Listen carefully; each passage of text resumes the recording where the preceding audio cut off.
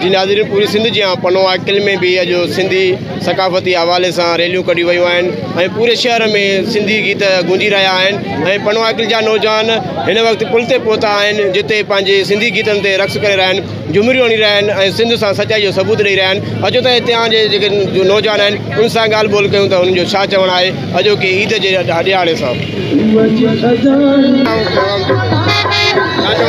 जी बिल्कुलु, अॼु असांजे लाइ सिंधियुनि जे लाइ हिकु माना ईद खां वधीक जेको आहे न असांजे लाइ ख़ुशीअ जो ॾींहुं आहे।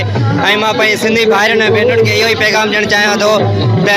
वधि खां वधि हिन ॾींहं खे सेलिब्रेट कयो वञे, जीअं असांजो सिंधी कल्चर उजागर थिए, प्रमोट थिए। ऐं हीअ सिंधी कल्चर न सिर्फ़ु सिंध में न पाकिस्तान में, पूरी दुनिया में मशहूरु आहे। ऐं हो जमाल जे नाले सां डांस कई वेंदी आहे। ऐं अजरक अगरि पाकिस्तान खां कोई ॿाहिरां कोई ईंदो आहे त उनखे कोई ॿियो को मतिलबु जेको आहे तोहफ़ो गिफ्ट न कंदा आहिनि, बल्कि सिंधी अजरक पाराईंदा आहिनि। हीअ असांजे लाइ फ़ख्र जी ॻाल्हि आहे।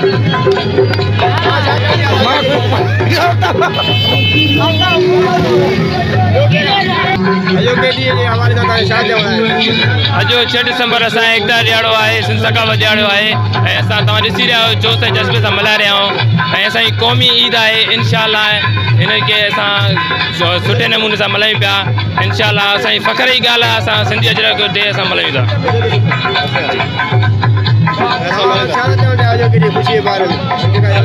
असां ये ॾाढी ख़ुशी आहे जेका असां महसूसु कयूं पिया। तव्हां ॾिसी रहिया आहियो जोश ऐं जज़्बे सां मल्हायूं पिया। इनशाअल्लाह आईंदा असां कोशिशि कंदासीं जोश ऐं जज़्बे सां मल्हाईंदासीं।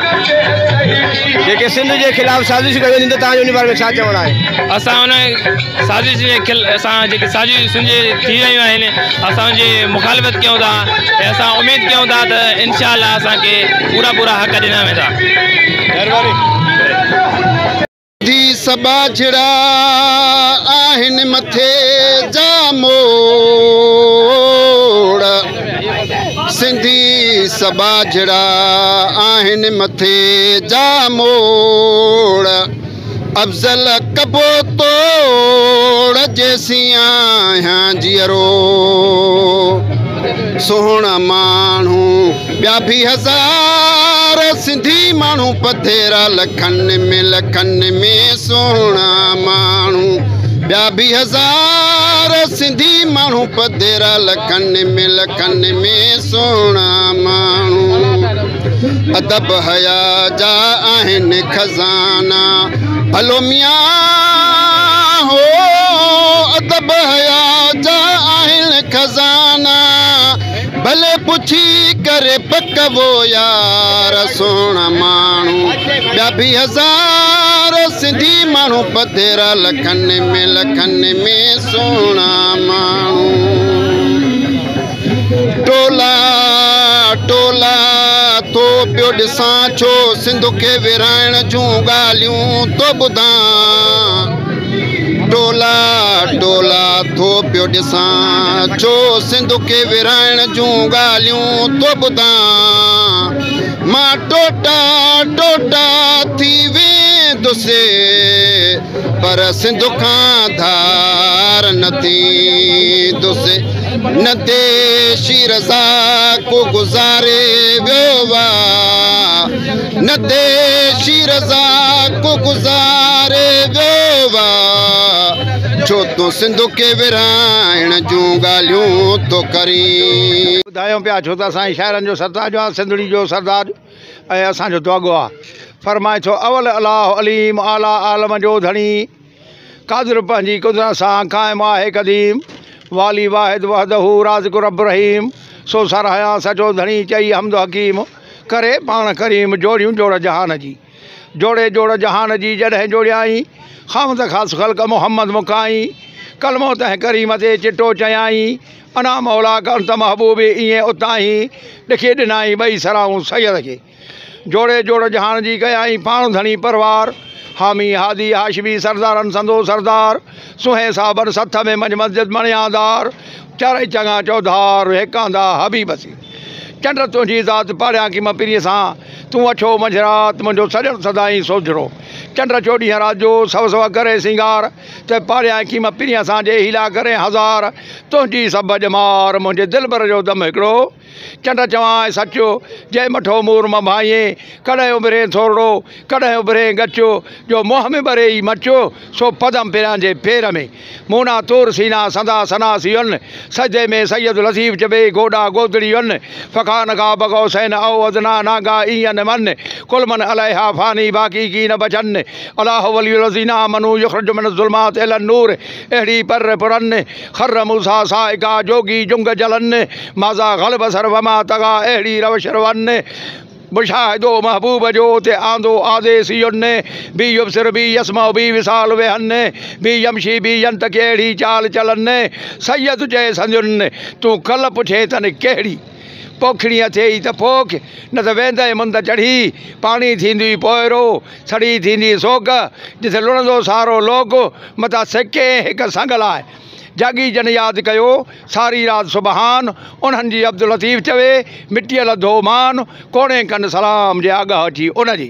जागण मंझां जसो आहे अलाह जन खे लाहे थो लतीफ़ चवे कल्ब मथां हूं कसो विरहे गजाए वसो जे वेठे था वारी वरे अस्सलाम वालेकुम। अॼु हिन सकाफ़ती ॾियारे खे ईद जा मल्हाए रहिया आहिनि। तव्हां पाण ॾिसो था पनवाकिल प्रेस क्लब जा जो मंज़र आहिनि क़ौमी पार्टियुनि पीपल्स युथ ऐं ॿियनि मुख़्तलिफ़ धुरनि जे तरफ़ां जेके सकाफ़ती रंग निर्वार थी पिया आहिनि अजरक टोपी जी सूरत में ऐं क़ौमी गीतनि ते जेको नौजवान रक़्स कनि था ईद जो हिकिड़ो समूह आहे।